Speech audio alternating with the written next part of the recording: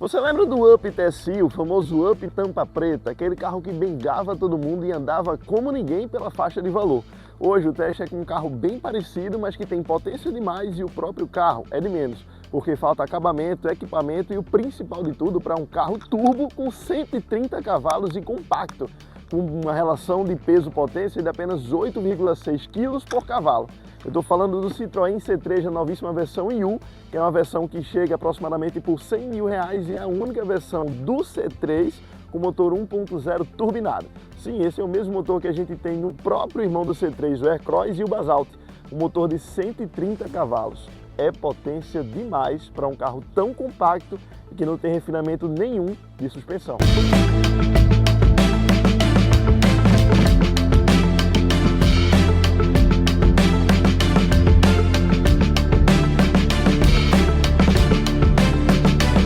Esse compacto indiano foi o carro que inaugurou, que abriu as portas da nova linguagem da Stellantis sobre todas as suas 14 marcas. E aqui a gente está com um carro totalmente de entrada para qualquer mercado que a Citroën atue.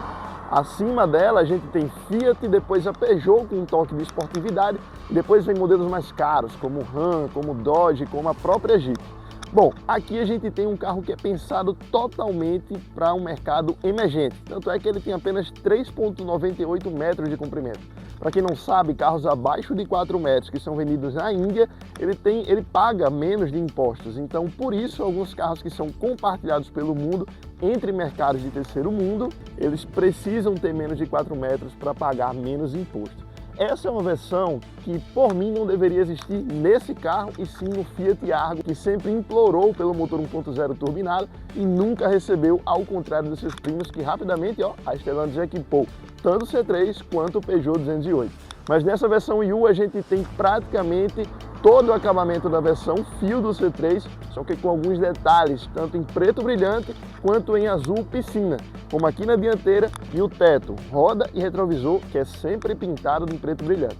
E mais uma curiosidade dessa versão: apesar de ser a mais cara, assim como nos próprios irmãos da família C-Cuber, ele não tem farol de LED no mercado brasileiro. Lá na Índia e em outros mercados que eles são vendidos, eles têm farol Full LED, tem ar-condicionado digital e mais alguns equipamentos como 6 airbags. Esse carro aqui só tem 2, tá? Mas segurança é uma próxima pauta. Aqui dentro do Citroën C3 é onde a gente percebe a maioria da pobreza desse carro. Fora tem algumas simplicidades, de construção, mas aqui dentro é onde a gente mais percebe pelos materiais, pelos encaixes e pelo cuidado que ele tem com alguns recursos. Então, por exemplo, de cima para baixo, a gente tem um quebra-sol que, quando eu solto, ele dá um belo estralo no teto. O banco dessa versão, pelo menos, é revestido em couro e tem costura azul. Agora, outro detalhe é que ele não tem regulagem de altura do cinto de segurança, então o cinto é fixo, o que para mim não atrapalha, mas pode chegar a atrapalhar algumas pessoas de outras estaturas. O volante não tem regulagem de profundidade, a regulagem aqui é apenas de altura e bem pouca, de profundidade nada. Pelo menos na linha 2025 a Citroën consertou um belo erro, que era a chave, que era simples demais, e agora pelo menos ela é canivete, inclusive com o novo logo da Citroën que nem o próprio carro tem, e o alarme continua como já era. Esse painel é minúsculo, preto e branco, isso é inadmissível, nem que viesse um painel colorido como o Aircross nas versões mais caras do C3, como a Fio e essa daqui U.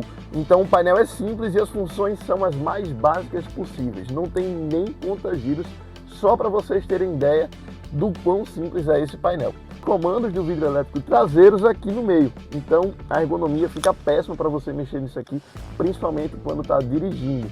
Isso as marcas fazem para economizar o botão elétrico traseiro, lá atrás não tem. Esse aqui é que serve tanto para o motorista quanto para quem está lá atrás comandar. Lembra do azul lá de fora? Também veio aqui para dentro nessa versão U. A gente tem esse acabamento em plástico, assim como um carro inteiro. Tem um porta-luvas aqui bem grandinho, tem até um porta-objetos. Os encaixes são legais, você vê que tem uma certa qualidade. Alguns materiais também são bons, como essa parte azul, mas às vezes fica uma brechinha de acabamento aqui e acolá. E aqui no espaço de trás do Citroën C3 você tem um espaço bacana quando você compete com carros como o Argo, como o Mobi, como o Kwid, nas versões de entrada do C3. Como essa daqui é a mais completa e mais cara, que passa dos R$100 mil, você já começa a comparar com outros carros, como por exemplo Honda City, Hyundai HB20 e Volkswagen Polo. Então o espaço já não fica tão bom assim, apesar de ainda ser ok. Lembrando, eu tenho 1,85 m, então o banco fica bem recuado para trás e por isso eu fico com o joelho aqui limitado. Tenho duas tomadas USB, tenho um porta-copos, tenho encosto de cabeça e também cinto de 3 pontos. Porém o carro é bem estreitinho, então para eu colocar esse cinto, ó, fica meio complicado de pegar ele, porque eu fico com um espaço bem limitado. Mas dá para encaixar aqui de boa. Eu tenho aqui um encosto de braço e acabamento puro plástico, mas é de se esperar de um carro dessa categoria. Mas e aí, o que é que vocês acham de pagar praticamente 100 mil reais em um hatch compacto? Ele tem motor turbo e é o carro com motor turbo e câmbio automático mais barato que a gente tem no país.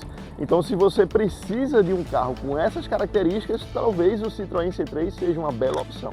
Mas óbvio que a gente não vai deixar de falar os pontos negativos desse carro só porque ele tem um super trunfo. Os equipamentos, o acabamento e a segurança desse carro são extremamente péssimos. A gente não tem muita tecnologia, o acabamento é simplório como um carro de país emergente, pior do que qualquer hatch compacto que a gente tem no Brasil hoje. E falando de dirigibilidade e segurança, eles não são ponto forte do Citroën C3. Porém, se você precisa desse carro para andar mais em estrada de terra ou muita pista esburacada, talvez o que é ponto negativo vire ponto positivo, que a suspensão molenga para curva vai te dar uma bela opção de carro para encarar um sítio, uma fazenda ou a própria pista com muito buraco. São 18 centímetros de altura em relação ao solo, então realmente é a altura de SUV. E falando em segurança, bom, não tem o que fazer. São 2 airbags e controle de estabilidade e só. Mas me diz aí, vocês pagariam esse preço em um carro que tem farol amarelo, praticamente nenhuma tecnologia e a segurança parece de carro com 10 anos atrás? Eu talvez não pagaria, apenas se eu fosse usar esse carro, por exemplo, para uma frota, para uma empresa que pegasse estrada de terra esburacada e que eu fizesse questão de ter um motor turbo ao invés de 1.0 aspirado, porque lembrando, esse carro tinha a opção de 1.6 com câmbio automático e hoje não tem mais, graças a esse motor 1.0 turbo. Gostou desse vídeo? Gostou da avaliação? Lembrando que ainda tem a avaliação andando com o C3i em breve. Então deixa teu like, comenta e compartilha com quem está buscando um hatch compacto para colocar na garagem.